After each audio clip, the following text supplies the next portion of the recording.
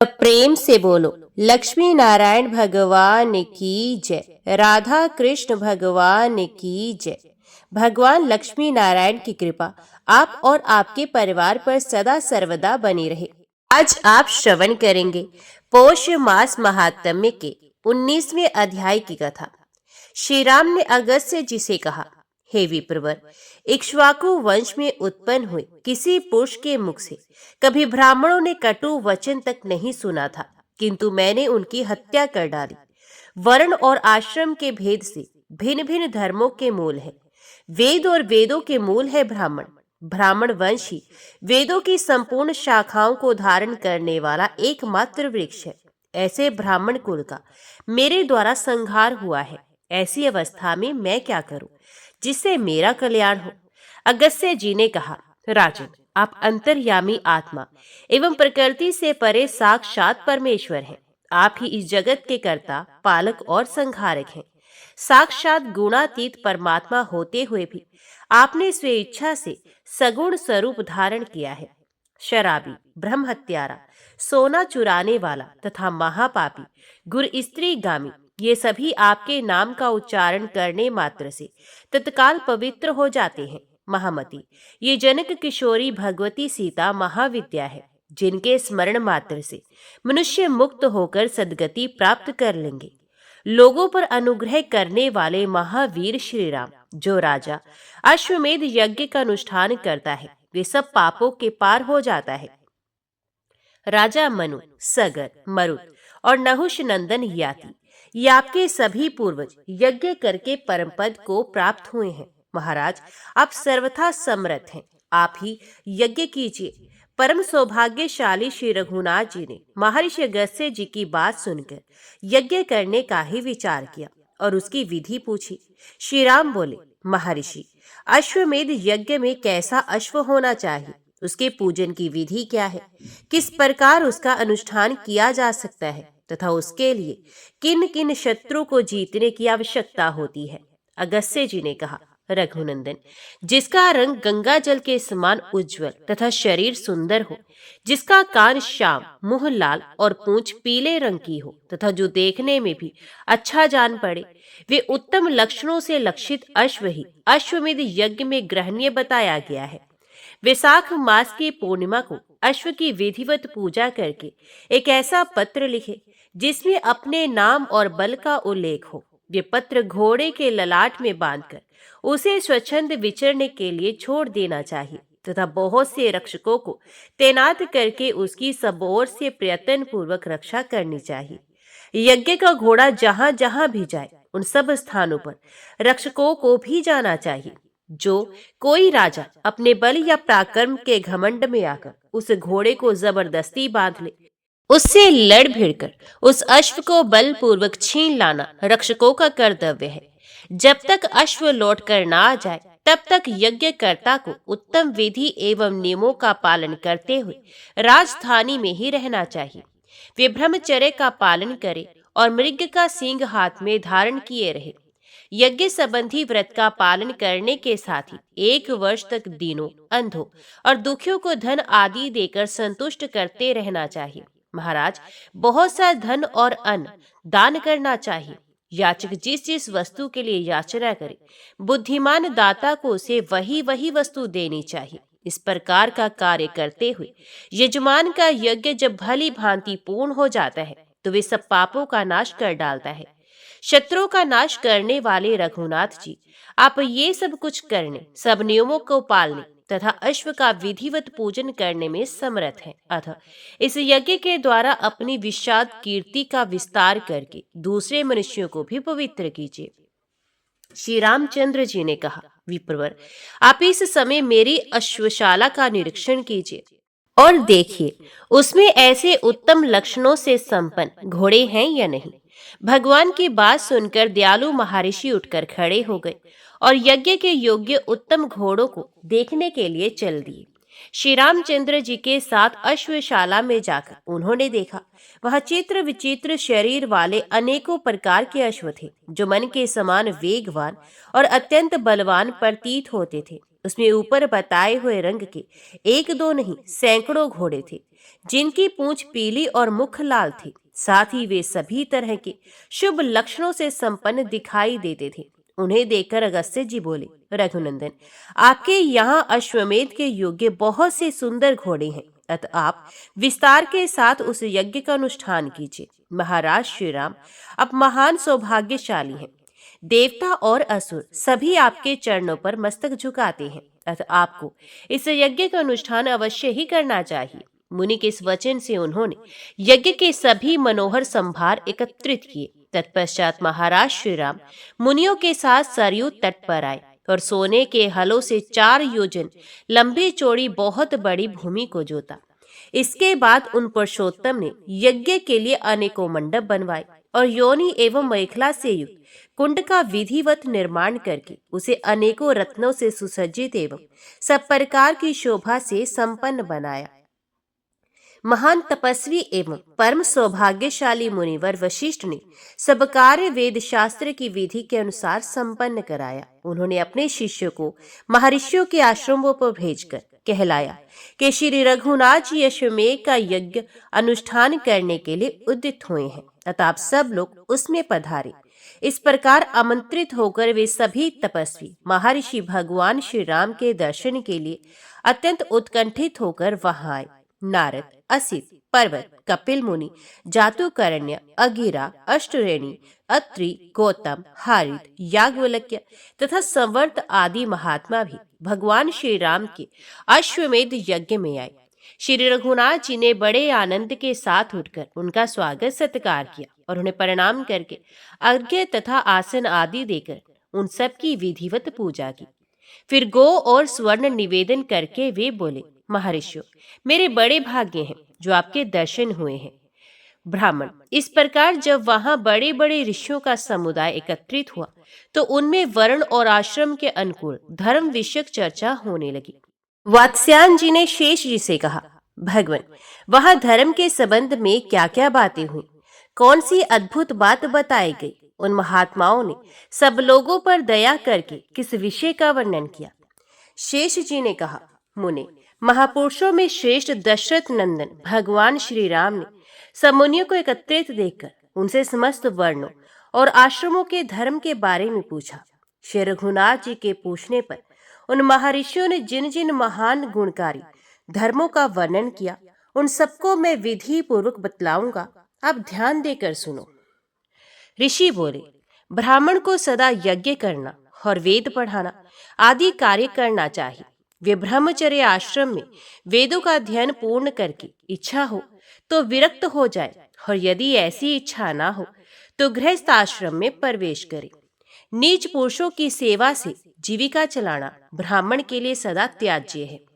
वे आपत्ति में पड़ने पर भी कभी सेवा वृत्ति से जीवन निर्वाह न करे।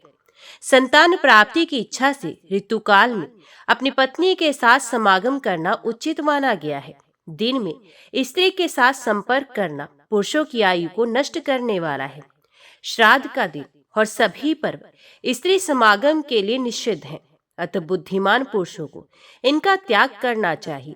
जो मोहवश उक्त समय में भी स्त्री के साथ संपर्क करता है, ये उत्तम धर्म से भ्रष्ट हो जाता है। जो पुरुष केवल ऋतुकाल में स्त्री के साथ समागम करता है तथा अपनी ही पत्नी में अनुराग रखता है, पराई स्त्री की ओर कुदृष्टि नहीं डालता, उस उत्तम गृहस्थ को इस जगत में सदा ब्रह्मचारी ही समझना चाहिए। स्त्री के रजस्वला होने से लेकर 16 रात्रियां ऋतु कहलाती हैं। उनमें पहली 4 रातें निंदित हैं, तो उनमें स्त्री का स्पर्श नहीं करना चाहिए। शेष 12 रातों में जो सम संख्या वाली अर्थात छठी एवं 8वीं आदि रातें हैं, उनमें स्त्री समागम करने से पुत्र की उत्पत्ति होती है तथा विषम संख्या वाली अर्थात 5वीं 7वीं आदि रात्रियां कन्या की उत्पत्ति कराने वाली हैं। जिस दिन चंद्रमा अपने लिए दूषित हो उस दिन को छोड़कर तथा मघा और मूल नक्षत्र का भी परित्याग करके विशेषत पुल्लिंग नाम वाले श्रवण आदि नक्षत्रों में शुद्ध भाव से पत्नी के साथ समागम करे। इससे चारों पुरुषार्थों के साधक शुद्ध एवं सदाचारी पुत्र का जन्म होता है। थोड़ी सी भी कीमत लेकर कन्या को बेचने वाला पुरुष पापी माना गया है। ब्राह्मण के लिए व्यापार, राजा की सेवा, वेद अध्ययन का त्याग, निंदित विवाह और नित्य कर्म का लोभ, ये दोष कुल को नीचे गिराने वाले हैं। गृहस्थाश्रम में रहने वाले पुरुष को अन्न, जल, दूध, मूल अथवा फल आदि के द्वारा अतिथि का सत्कार करना चाहिए। आया हुआ अतिथि सत्कार ना पाकर जिसके घर से निराश होकर जाता है, वे गृहस्थ जीवन भर के कमाए हुए पुण्य से क्षण भर में वंचित हो जाता है। गृहस्थ को उचित है कि वे बलिवैश्व देव कर्म के द्वारा देवताओं, पितरों तथा मनुष्यों को उनका भाग देकर शेष अन्न का भोजन करे। वही उसके लिए अमृत है। जो केवल अपना पेट भरने वाला है, जो अपने ही लिए भोजन बनाता और खाता है, वे पाप का ही भोजन करता है। तेल में षष्ठी और अष्टमी को तथा मास में सदा ही पाप का निवास है। चतुर्दशी को शौर कर्म तथा अमावस्या को स्त्री समागम का त्याग करना चाहिए। रजस्वला अवस्था में स्त्री के संपर्क से दूर रहें। पत्नी के साथ भोजन न करें। एक वस्त्र पहनकर तथा चटाई के आसन पर बैठकर भोजन करना निषिद्ध है। अपने में तेज की इच्छा रखने वाले श्रेष्ठ पुरुष को भोजन करती हुई स्त्री की ओर नहीं देखना चाहिए। मुंह से आगे को ना फूंके। नंगी स्त्री की ओर दृष्टि न डाले। बछड़े को दूध पिलाती हुई गो को ना छेड़े। दूसरे को इंद्रधनुष ना दिखाए। रात में दही खाना सर्वथा निषिद्ध है। आग में अपने पैर ना सेके। उसमें कोई अपवित्र वस्तु न डाले। किसी भी जीव की हिंसा तथा दोनों संध्याओं के समय भोजन न करे। रात्रि को खूब पेट भर के भोजन करना उचित नहीं है।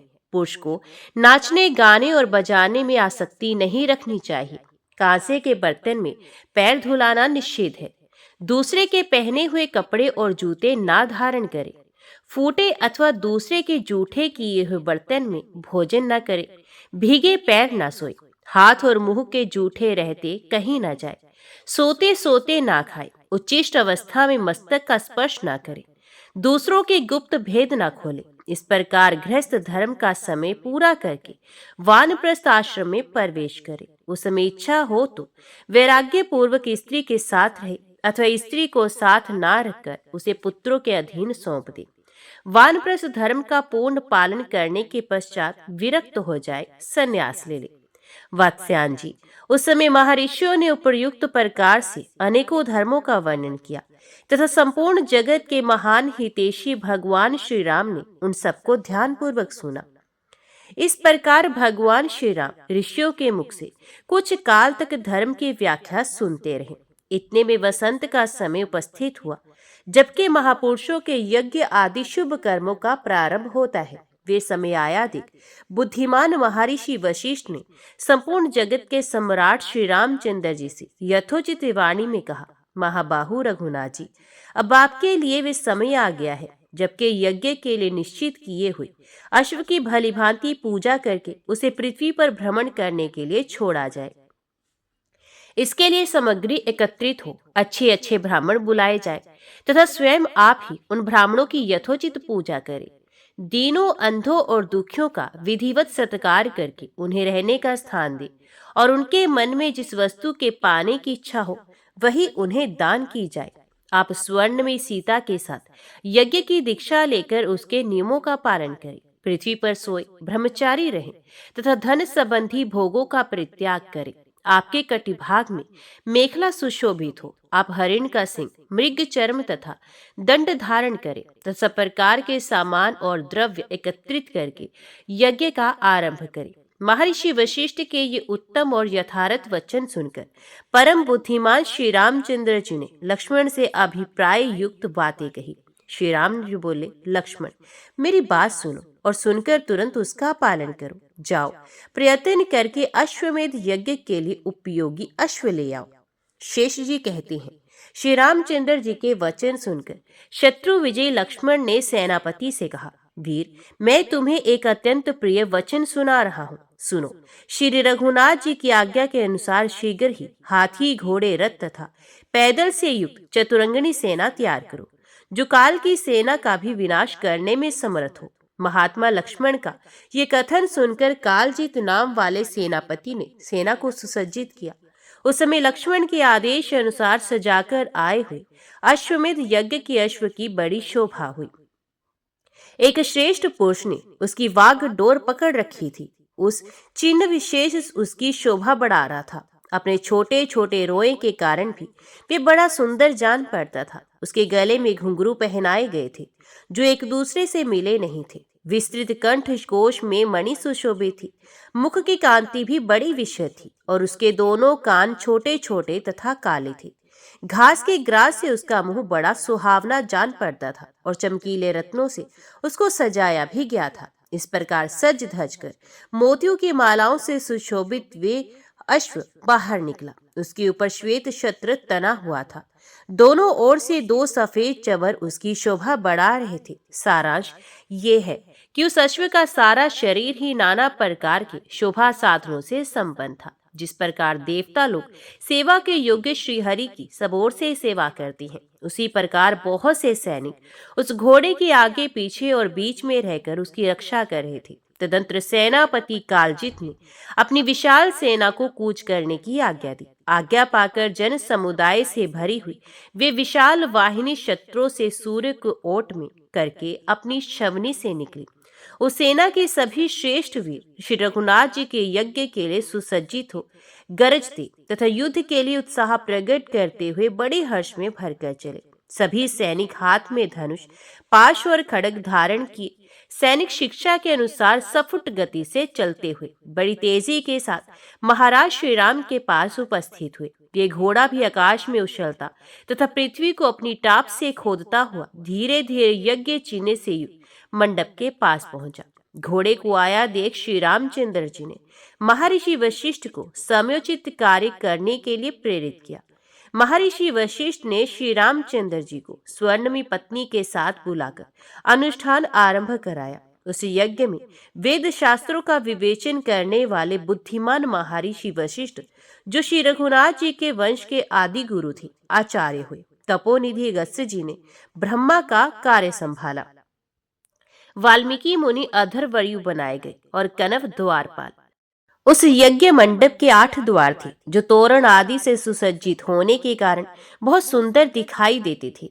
उनमें से प्रत्येक द्वार पर 2-2 मंत्र वेता ब्राह्मण बिठाए गए थे। पूर्व द्वार पर मुनि श्रेष्ठ देवल और असित थे। दक्षिण द्वार पर तपस्या के भंडार महात्मा कश्यप और अत्रि विराजमान थे। पश्चिम द्वार पर श्रेष्ठ महर्षि जातुकर्ण्य और जाजली की उपस्थिति थी तथा उत्तर द्वार पर द्वित और एकत नाम के 2 तपस्वी मुनि विराज रहे थे। ब्राह्मण इस प्रकार द्वार की विधि पूर्ण करके महर्षि वशिष्ठ ने उस यज्ञ संबंधी श्रेष्ठ अश्व का विधिवत पूजन आरंभ किया। फिर सुंदर वस्त्र और आभूषणों से सुशोभित सुवासिनी स्त्रियों ने वहां आकर हल्दी, अक्षत और चंदन आदि के द्वारा उस पूजित अश्व का पुनः पूजन किया तथा अगुरु का धूप देकर उसकी आरती उतारी।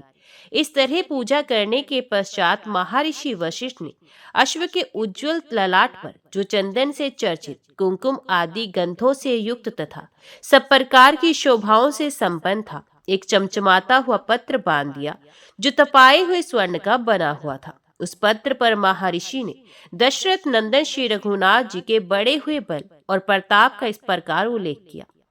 सूर्य वंश की पताका फहराने वाले महाराज दशरथ बहुत बड़े धनुर्धर हो गए हैं। वे धनुष की दीक्षा देने वाले गुरुओं के भी गुरु हैं। उन्हीं के पुत्र महाभाग श्री रामचंद्र जी इस समय रघुवंश के स्वामी हैं। वे सब सुरमाओं के शिरोमणि तथा बड़े बड़े वीरों के बल संबंधी अभिमान को चूर्ण करने वाले हैं। महाराज श्री रामचंद्र ब्राह्मणों की बताई हुई विधि के अनुसार अश्वमेध यज्ञ प्रारंभ कर रहे हैं। उन्होंने ही ये यज्ञ संबंधी अश्व, जो समस्त अश्वों में श्रेष्ठ तथा सभी वाहनों में प्रधान है, पृथ्वी पर भ्रमण करने के लिए छोड़ा है। श्री राम के ही भाई शत्रुघ्न, जिन्होंने लवणासुर का विनाश किया है, इस अश्व के रक्षक हैं। उनके साथ हाथी, घोड़े और पैदलों की विशाल सेना है। जिन राजाओं को अपने बल के घमंड में आकर ऐसा अभिमान होता हो कि हम लोग ही सबसे बढ़कर शूर, धनुर्धर तथा प्रचंड बलवान हैं, वे ही रत्न की मालाओं से विभूषित इस यज्ञ संबंधी अश्व को पकड़ने का साहस करें। वीर शत्रुघ्न उनके हाथ से इस अश्व को हठात छुड़ा लेंगे।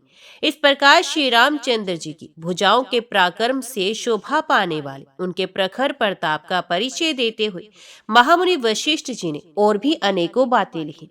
इसके बाद अश्व को, जो शोभा का भंडार तथा वायु के समान बल और वेग से युक्त था, छोड़ दिया गया। उसकी भूलोक तथा पाताल में समान रूप से तीव्र गति थी। तदंतर शस्त्रधारियों में श्रेष्ठ श्री रामचंद्र जी ने शत्रुघ्न को आज्ञा दी, सुमित्रानंदन, ये अश्व अपनी इच्छा के अनुसार विचरने वाला है। तुम उसकी रक्षा के लिए पीछे पीछे जाओ। जो योद्धा संग्राम में तुम्हारा सामना करने के लिए आए, उन्हीं को तुम अपने पराक्रम से रोकना। इस विशाल भूमंडल में विचरते हुए अश्व की तुम अपने विरोचित गुणों से रक्षा करना। जो सोए हों, गिर गए हों, जिनके वस्त्र खुल गए हों, अथवा जो अत्यंत भयभीत होकर चरणों में पड़े हों, उनको ना मारना। साथ ही जो अपने पराक्रम की झूठी प्रशंसा नहीं करते, उन पुण्यात्माओं पर भी हाथ ना उठाना। शत्रुघ्न, यदि तुम रथ पर रहो और तुम्हारे विपक्षी रथहीन हो जाए तो उन्हें ना मारना। यदि पुण्य चाहो तो शरणागत होकर कहे कि हम आप ही के हैं, उनका भी तुम्हें वध नहीं करना चाहिए। जो योद्धा उन्मत्त, मत वाले, सोए हुए, भागे हुए, भय से आतुर हुए तथा मैं आपका ही हूं ऐसा कहने वाले मनुष्य को मारता है, वे नीच गति को प्राप्त होता है। कभी पराये धन और पराई स्त्री की ओर चित्त ना ले जाना। नीचों का संग ना करना। सभी अच्छे गुणों को अपनाए रखना। बड़े बूढ़ों के ऊपर पहले प्रहार ना करना। पूजनीय पुरुषों की पूजा का उल्लंघन ना हो, इसके लिए सचेष्ट रहना। और तथा कभी दया भाव का परित्याग ना करना। गो, ब्राह्मण तथा धर्मपरायण वैष्णव को नमस्कार करना। इन्हें मस्तक झुकाकर मनुष्य जहाँ कहीं जाता है, वहीं उसे सफलता प्राप्त होती है। महाबाहो, भगवान श्री विष्णु सबके ईश्वर, साक्षी तथा सर्वत्र व्यापक स्वरूप धारण करने वाले हैं। जो उनके भक्त हैं, वे भी उन्हीं के रूप में सर्वत्र विचरते हैं। जो लोग संपूर्ण भूतों के हृदय में स्थित रहने वाले महाविष्णु का स्मरण करते हैं, उन्हें साक्षात महाविष्णु के समान ही समझना चाहिए। जिनके लिए कोई अपना या पराया नहीं है तथा जो अपने साथ शत्रुता रखने वाले को भी मित्र ही मानते हैं, वे वैष्णव एक ही क्षण में पापी को पवित्र कर देते हैं। जिन्हें भागवत प्रिय है तथा जो ब्राह्मणों से प्रेम करते हैं, वे विकुंठ लोक से इस संसार को पवित्र करने के लिए यहाँ आए हैं। जिनके मुख में भगवान का नाम, हृदय में सनातन श्री विष्णु का ध्यान तथा उदर में उन्हीं का प्रसाद है, वे यदि जाति के चांडाल हो तो भी वैष्णवी हैं। जिन्हें वेद ही अत्यंत प्रिय हैं, संसार के सुख नहीं, तथा जो निरंतर अपने धर्म का पालन करते रहते हैं, उनसे भेंट होने पर तुम उनके सामने मस्तक झुकाना। जिनकी दृष्टि में शिव और विष्णु में तथा ब्रह्मा और शिव में कोई भेद नहीं, उनके चरणों के पवित्र धूलि मैं अपने शीश चढ़ाता हूँ।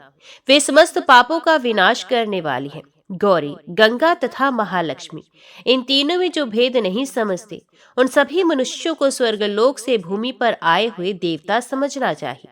जो अपनी शक्ति के अनुसार भगवान की प्रसन्नता के लिए शरणागतों की रक्षा तथा बड़े बड़े दान किया करते हो, ऐसे वैष्णवों में सर्वश्रेष्ठ समझो। जिनका नाम महान पापों की राशि को तत्काल भस्म कर देता है, उन भगवान के युगल चरणों में जिसकी भक्ति है, वही वैष्णव है। जिनकी इंद्रियां वश में है और मन भगवान के चिंतन में लगा है, उनको नमस्कार करके मनुष्य अपने जन्म से लेकर मृत्यु तक के संपूर्ण जीवन को पवित्र बना लेता है। पराई स्त्रियों को तलवार की धार समझकर यदि तुम उनका परित्याग करोगे, तो संसार में तुम्हें सुयश से सुशोभित ऐश्वर्य की प्राप्ति होगी। इस प्रकार मेरे आदेश का पालन करते हुए तुम उत्तम योग के द्वारा प्राप्त होने वाले परम धाम को पा सकती हो, जिसकी सभी महात्माओं ने प्रशंसा की है। शत्रुघ्न को इस प्रकार आदेश देकर भगवान श्री राम ने अन्य योद्धाओं की ओर देखते हुए उन्हें मधुरवाणी में कहा, वीरों, मेरे भाई शत्रुघ्न घोड़े की रक्षा के लिए जा रहे हैं। तुम लोगों में से कौन वीर इनके आदेश का पालन करते हुए पीछे की ओर से इनकी रक्षा करने के लिए जाएगा? जो अपने मर्म भेदी अस्त्र शस्त्रों द्वारा सामने आए हुए सब वीरों को जीतने तथा भूमंडल में अपने सुयश को फैलाने में समर्थ हो, वे मेरे हाथ पर रखा हुआ ये बीड़ा उठा ले। श्री रघुनाथ जी के ऐसा कहने पर भरत कुमार पुष्कर ने आगे बढ़कर उनके करकमल से वे बीड़ा उठा लिया और कहा, स्वामिन मैं जाता हूँ। मैं ही कवच आदि के द्वारा सब ओर से सुरक्षित हूँ। तलवार आदि शस्त्र तथा धनुष बाण धारण करके अपने चाचा शत्रुघ्न के पृष्ठभाग की रक्षा करूंगा। इस समय उस आपका प्रताप ही समूची पृथ्वी पर विजय प्राप्त करेगा। ये सब लोग तो केवल निमित्त मात्र हैं। यदि देवता, असुर और मनुष्यों सहित सारी त्रिलोकी युद्ध के लिए उपस्थित हो जाए तो उसे भी मैं आपकी कृपा से रोकने में समर्थ हो सकता हूँ। ये सब बातें कहने की आवश्यकता नहीं है। मेरा पराक्रम देखकर प्रभु को स्वयं ही सब कुछ ज्ञात हो जाएगा। ऐसा कहते हुए भरत कुमार की बातें सुनकर भगवान श्री राम ने उनकी प्रशंसा की तथा साधु साधु कहकर उनके कथन का अनुमोदन किया। इसके बाद वानर वीरों में प्रधान हनुमान जी आदि सब लोगों से कहा, महावीर हनुमान, मेरी बात ध्यान देकर सुनो। मैंने तुम्हारे ही प्रसाद से ये अकंटक राज्य पाया है। हम लोगों ने मनुष्य होकर भी जो समुद्र को पार किया तथा सीता के साथ जो मेरा मिलाप हुआ, ये सब कुछ मैं तुम्हारे ही बल का प्रभाव समझता हूँ। मेरी आज्ञा से तुम भी सेना के रक्षक होकर जाओ। मेरे भाई शत्रुघ्न की मेरी ही भांति तुम्हें रक्षा करनी चाहिए। महामते, जहां जहां भाई शत्रुघ्न की बुद्धि विचलित हो वहां वहां तुम इन्हें समझा बुझाकर कर्तव्य का ज्ञान कराना। परम बुद्धिमान श्री रामचंद्र जी का ये श्रेष्ठ वचन सुनकर हनुमान जी ने उनकी आज्ञा शिरोधार्य की और जाने के लिए तैयार होकर प्रणाम किया। तो महाराज ने जामवान को भी साथ जाने का आदेश दिया और कहा, अंगद, गव्य, मयंद, दधिमुख, वानर राज सुग्रीव, शतबली, अक्षिक, नील, नल, मनोवेग तथा अधिगंता आदि सभी वानर सेना के साथ जाने को तैयार हो जाएं। सब लोग रथों तथा स्वर्ण में आभूषणों से विभूषित अच्छे अच्छे घोड़ों पर सवार हो बख्तर और टॉप से सज धज कर शीघ्र यहाँ से यात्रा करें। तत्पश्चात बल और पराक्रम से शोभा पाने वाले श्री रामचंद्र जी ने अपने उत्तम मंत्री सुमंत्र को बुलाकर कहा, मंत्रीवर, बताओ इस कार्य में और किन किन लोगों को नियुक्त करना चाहिए।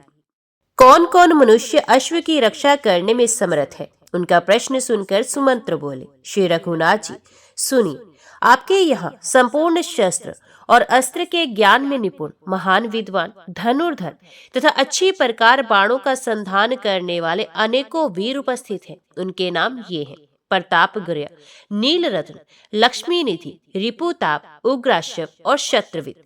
ये सभी बड़े चढ़े राजा चतुरंगिणी सेना के साथ कवच आदि से सुसज्जित होकर जाए और आपके घोड़ों की रक्षा करते हुए शत्रुघ्न जी के आज्ञा शिरोधार्य करें।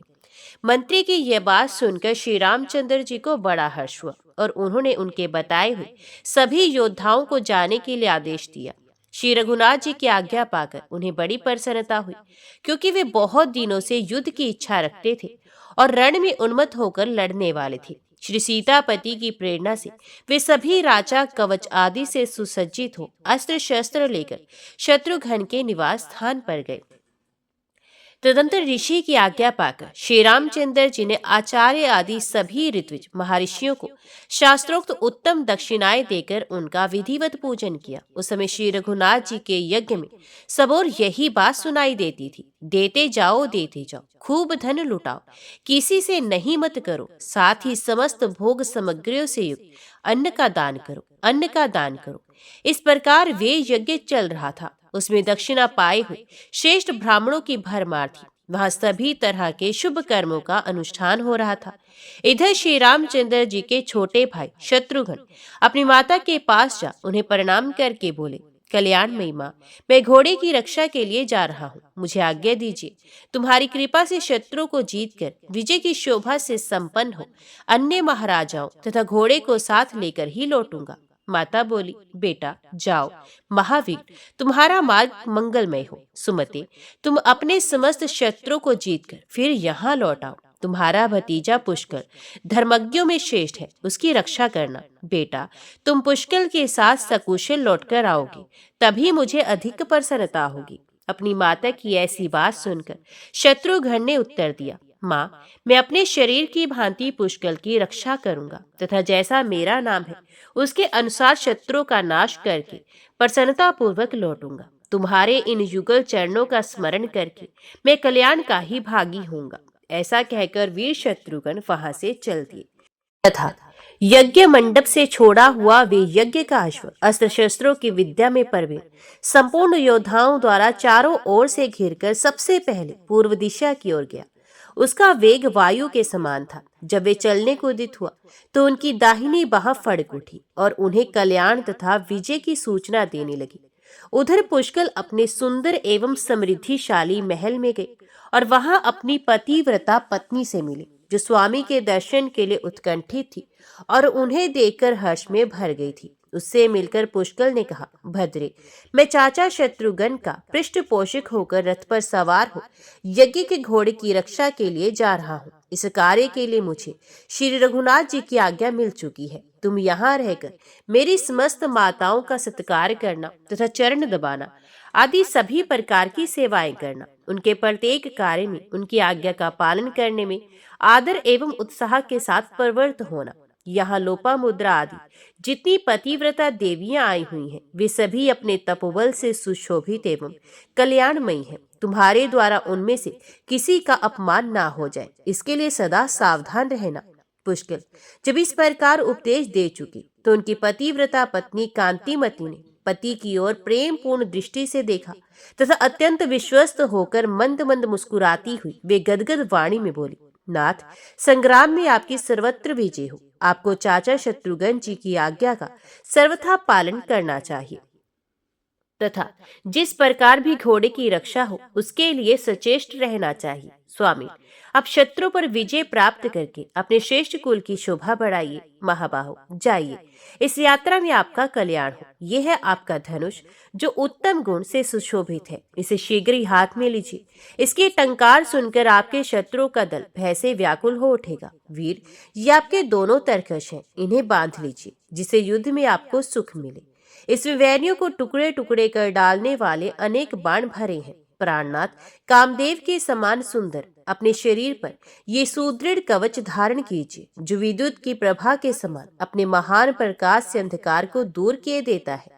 प्रियतम, अपने मस्तक पर मुकुट भी पहन लीजिए जो मन को लुभाने वाला है, साथ ही मणियों और रत्नों से विभूषित ये दो उज्जवल कुंडल हैं, इन्हें कानों में धारण कीजिए। पुष्कल ने कहा, प्रिय, तुम जैसा कहती हो वे मैं सब करूंगा। वीर पत्नी कांतिमती, तुम्हारी इच्छा के अनुसार मेरी उत्तम कीर्ति का विस्तार होगा। ऐसा कहकर प्राक्रमी वीर पुष्कल ने कांतिमती के दिए हुए कवच, सुंदर मुकुट, धनुष और विशाल तरकश, इन सभी वस्तुओं को ले लिया। उन सबको धारण करके वे वीरोचित शोभा से संपन्न दिखाई देने लगे। उस समय संपूर्ण अस्त्र शस्त्रों के ज्ञान में प्रवीण उत्तम योद्धा पुष्कल की शोभा बहुत बढ़ गई।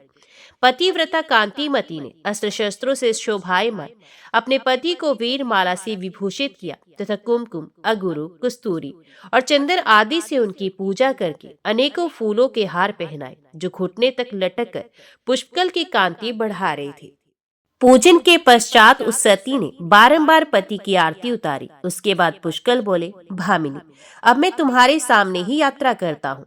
पत्नी से ऐसा कहकर वे सुंदर रथ पर आरूढ़ हुए और अपने पिता भरत तथा स्नेह विवला माता मांडवी का दर्शन करने के लिए गए। वहां जाकर उन्होंने बड़ी प्रसन्नता के साथ पिता और माता के चरणों में मस्तक झुकाया। फिर पिता और माता की आज्ञा लेकर वे पुलकित शरीर से शत्रुघ्न की सेना में गए जो बड़े बड़े वीरों से सुशोभित थी। तदंतर शत्रुघ्न श्री रघुनाथ जी के महायज्ञ संबंधी घोड़े को आगे करके अनेकों रथियों, पैदल चलने वाले शूरवीरों, अच्छे अच्छे घोड़ों और सवारों से घिरकर बड़ी प्रसन्नता के साथ आगे बढ़े। वे घोड़े के साथ साथ पांचाल, कुरु, उत्तर कुरु और दशार्ण आदि देशों में जो संपत्तियों से बहुत बड़े चढ़े थे भ्रमण करते रहे। शत्रुघ्न जी सब प्रकार की शोभा से संपन्न थे। उन्हें उन सभी देशों में श्री रामचंद्र जी की संपूर्ण सुयश की कथा सुनाई पड़ती थी। लोग कहते थे, श्री रघुनाथ जी ने रावण नामक असुर को मारकर अपने भक्तजनों की रक्षा की है। अब उन्हें अश्वमेध आदि पवित्र कार्यों का अनुष्ठान आरंभ करके भगवान श्री राम त्रिभुवन में अपने सुयश का विस्तार करते हुए संपूर्ण लोगों की भय से रक्षा करेंगे। इस तरह भगवान का यशोगान करने वाले लोगों पर संतुष्ट होकर पुष्य शत्रुघ्न जी उन्हें पुरस्कार के रूप में सुंदर हार, नाना प्रकार के रत्न और बहुमूल्य वस्त्र देते थे। श्री रघुनाथ जी के सचिव थे, जिनका नाम था सुमति। वे संपूर्ण विद्याओं में प्रवीण और तेजस्वी थे। वे भी शत्रुघ्न जी के अनुगामी होकर आए थे। महावीर शत्रुघ्न उनके साथ अनेकों गांव और जनपदों में गए, किंतु श्री रघुनाथ जी के प्रताप से कोई भी उस घोड़े का अपहरण ना कर सका। भिन्न भिन्न देशों के जो बहुत से राजे महाराजे थे, वे यद्यपि महान बल से विभूषित तथा चतुरंगिणी सेना से संपन्न थे, तथापि मोती और मणियों सहित बहुत सी संपत्ति साथ में घोड़े की रक्षा में आए हुए शत्रुघ्न जी के चरणों में गिर जाते और बारंबार कहने लगते थे, रघुनंदन, ये राज्य तथा पुत्र, पशु और बांधवों सहित सारा धन भगवान श्री राम का ही है, हमारा इसमें कुछ भी नहीं है। उनकी ऐसी बातें सुनकर विपक्षी वीरों का हनन करने वाले शत्रुघ्न जी वहां अपनी आज्ञा घोषित कर देते और उन्हें साथ ले आगे के मार्ग पर बढ़ जाते थे। इस प्रकार आगे आगे बढ़ते हुए शत्रुघ्न जी घोड़े के साथ अहिशिन्ना नगरी के पास जा पहुंचे, जो नाना प्रकार के मनुष्यों से भरी हुई थी। उसमें ब्राह्मणों तथा अन्यान्य द्विजों का निवास था। अनेकों प्रकार के रत्नों से वे पूरी सजाई गई थी। सोने और स्फटिक मणि के बने हुए महल तथा गोपुर उस नगरी की शोभा बढ़ा रहे थे। वहां के मनुष्य सब प्रकार के भोग भोगने वाले तथा सदाचार से सुशोभित थे। वह बाण संधान करने में चतुर वीर हाथों में धनुष लिए उस पुरी के श्रेष्ठ राजा सुमद को प्रसन्न किया करते थे। शत्रुघ्न ने दूर से ही उस नगरी को देखा। उसके पास ही एक उद्यान था, जो उस नगर में सबसे श्रेष्ठ और शोभायमान दिखाई देता था। तमाल और ताल आदि के वृक्ष उसकी सुषमा को और भी बढ़ा रहे थे। यज्ञ का घोड़ा उस उपवन के बीच में घुस गया तथा उसके पीछे पीछे वीर शत्रुघ्न भी, जिनके चरण कमलों की सेवा में अनेकों धनुर्धर क्षत्रिय मौजूद थे, उसमें जा पहुंचे। वहां जाने पर उन्हें एक देव मंदिर दिखाई दिया, जिसकी रचना अद्भुत थी। वे कैलाश शिखर के समान ऊंचा तथा शोभा से संपन्न था। देवताओं के लिए वे सेव्य जान पड़ता था। उस सुंदर देवालय को देखकर श्री रघुनाथ जी के भाई शत्रुघ्न ने अपने सुमति नामक मंत्री से, जो अच्छे वक्ता थे, पूछा, मंत्रीवर बताओ, ये क्या है?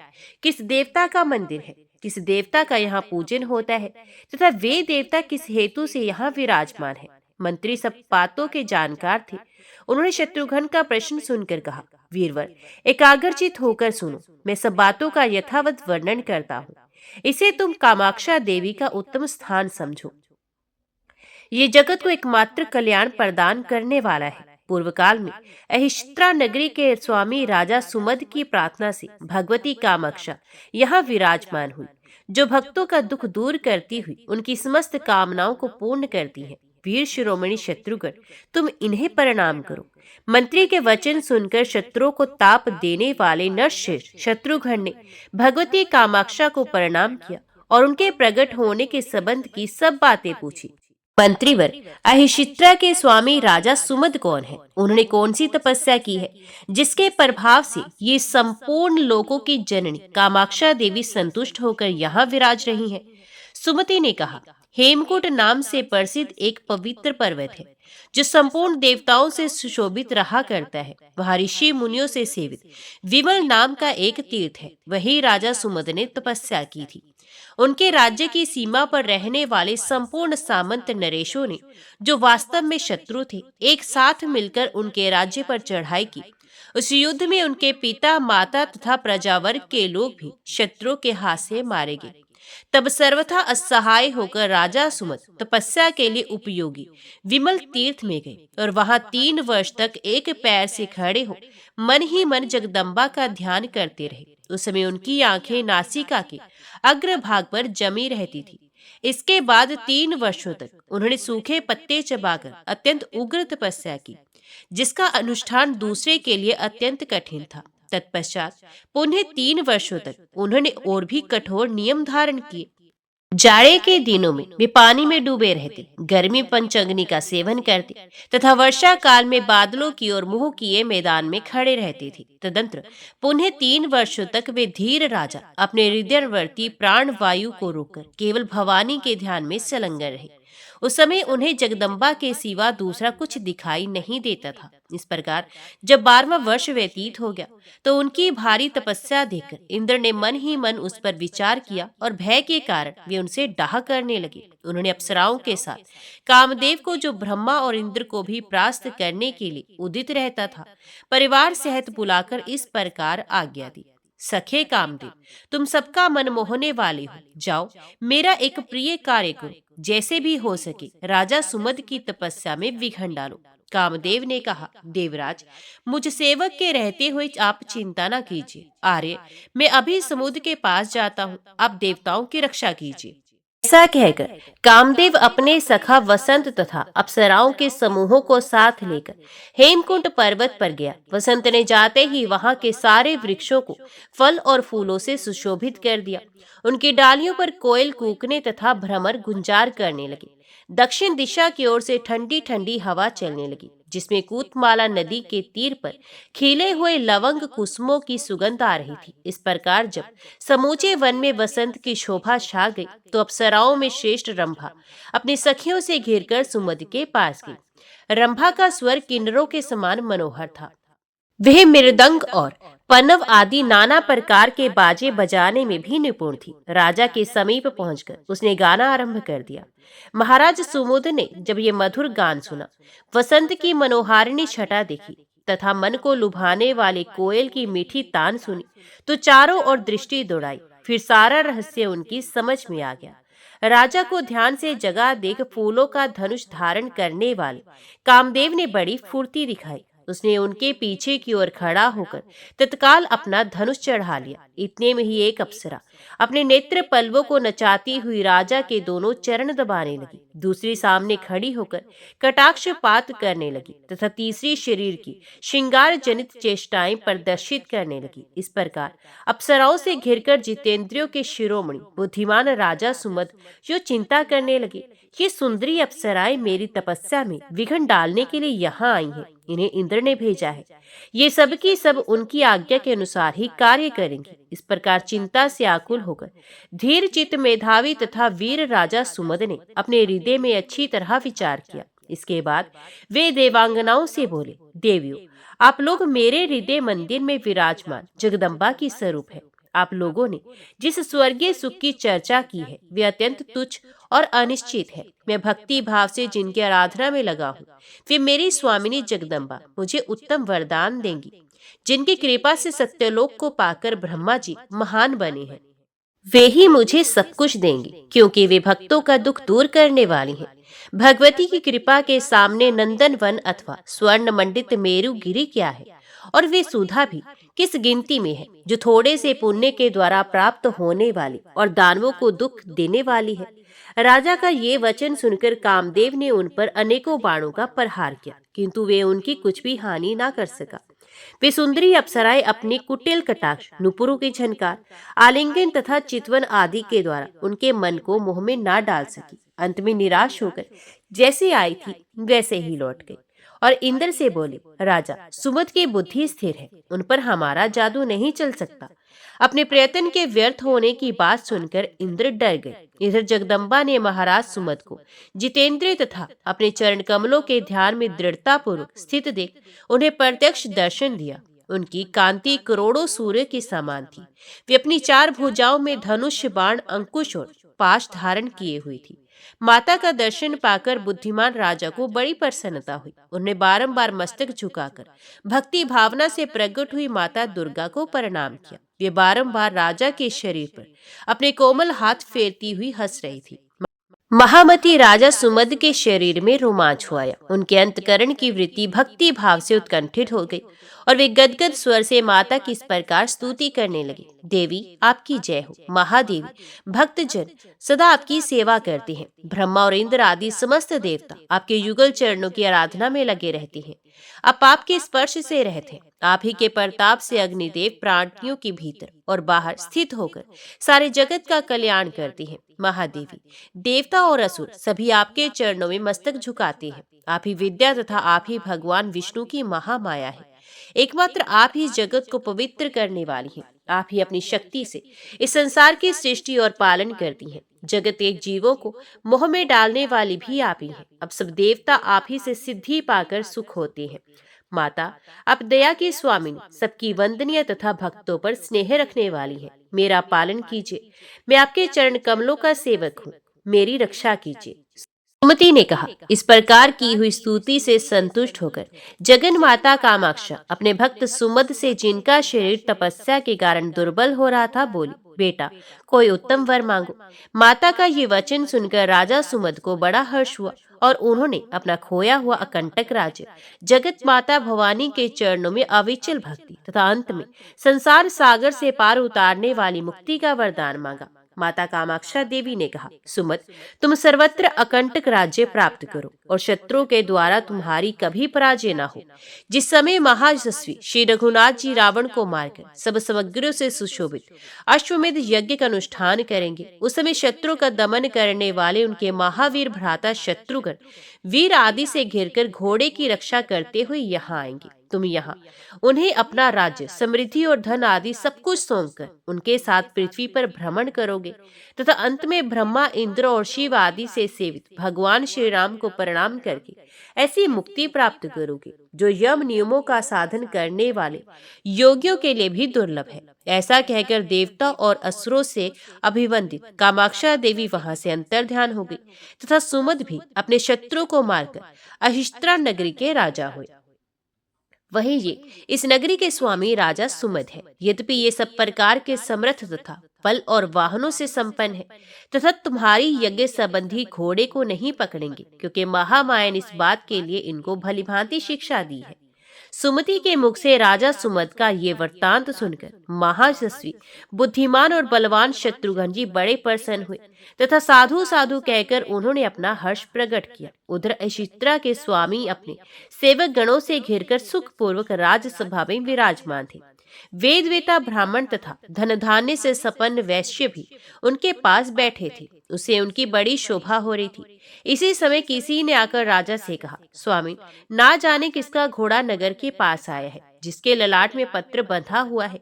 ये सुनकर राजा ने तुरंत ही एक अच्छे सेवक को भेजा और कहा, जाकर पता लगाओ किस राजा का घोड़ा मेरे नगर के निकट आया है। सेवक ने जाकर सब बात का पता लगाया और महान शत्रुओं से सेवित राजा सुमद के पास आरंभ से ही सारा वृतांत कह सुनाया। श्री रघुनाथ जी का घोड़ा है। ये सुनकर बुद्धिमान राजा को चिरकाल की पुरानी बात का स्मरण हो आया और उन्होंने सब लोगों को आज्ञा दी, धन धान्य से संपन्न जो मेरे आत्मीय जन है, वे सब लोग अपने अपने घरों पर तोरण आदि मांगलिक वस्तुओं की रचना करें। इन सब बातों के लिए आज्ञा देकर स्वयं राजा सुमद अपने पुत्र, पौत्र और रानी आदि समस्त परिवार को साथ लेकर शत्रुघ्न के पास गए। शत्रुघ्न ने पुष्कल आदि योद्धाओं तथा मंत्रियों के साथ देखा, वीर राजा सुमद आ रहे हैं।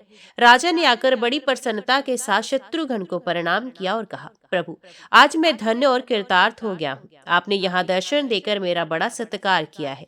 मैं चिरकाल से इस अश्व के आगमन की प्रतीक्षा कर रहा था। माता कामाक्षा देवी ने पूर्व काल में जिस बात के लिए मुझसे कहा था, व्याज और इस समय पूरी हुई है। श्री राम के छोटे भाई महाराज शत्रुघ्न जी, अब चलकर मेरी नगरी को देखिए, यहाँ के मनुष्यों को कृतार्थ कीजिए तथा मेरे समस्त कुल को पवित्र बनाइए। ऐसा कहकर राजा ने चंद्रमा के समान कांति वाले श्वेत गजराज पर शत्रुघ्न और महावीर पुष्पल को चढ़ाया तथा पीछे स्वयं भी सवार हुए। फिर महाराज सुमद की आज्ञा से भेरी और पनव आदि बाजे बजने लगे, वीणा आदि की मधुर ध्वनि होने लगी तथा इन समस्त वाद्यों की तुमुल ध्वनि चारों ओर व्याप्त हो गई। धीरे धीरे नगर में आकर सब लोगों ने शत्रुघ्न जी का अभिनंदन किया, उनकी वृद्धि के लिए शुभकामना प्रकट की तथा वीरों से सुशोभित हो अपने अश्व रत्न को साथ लिए राज मंदिर में उतरे। उस समय सारा राजभवन तोरण आदि से सजाया गया था तथा स्वयं राजा सुमद शत्रुघ्न जी को आगे करके चल रहे थे। महल में पहुंचकर उन्होंने प्रसन्नता पूर्वक अर्घ आदि के द्वारा शत्रुघ्न जी का पूजन किया और अपना सब कुछ भगवान श्री राम की सेवा में अर्पण कर दिया। ओम नमो भगवते वासुदेवाय नमः। जय श्री राधे कृष्णा। आज की वीडियो में इतना ही। उम्मीद करती हूँ वीडियो आपको पसंद आई होगी। वीडियो पसंद आई हो तो वीडियो को लाइक और चैनल को सब्सक्राइब जरूर कीजिएगा। जय श्री हरि लिखकर कमेंट बॉक्स में अपनी हाजिर और अपने सुझाव देना ना भूलेगा। तो मिलते हैं अगली कथा अगली वीडियो के साथ। तब तक के लिए देखते व सुनते रहिए। जय मां कंजर, जय माता दी।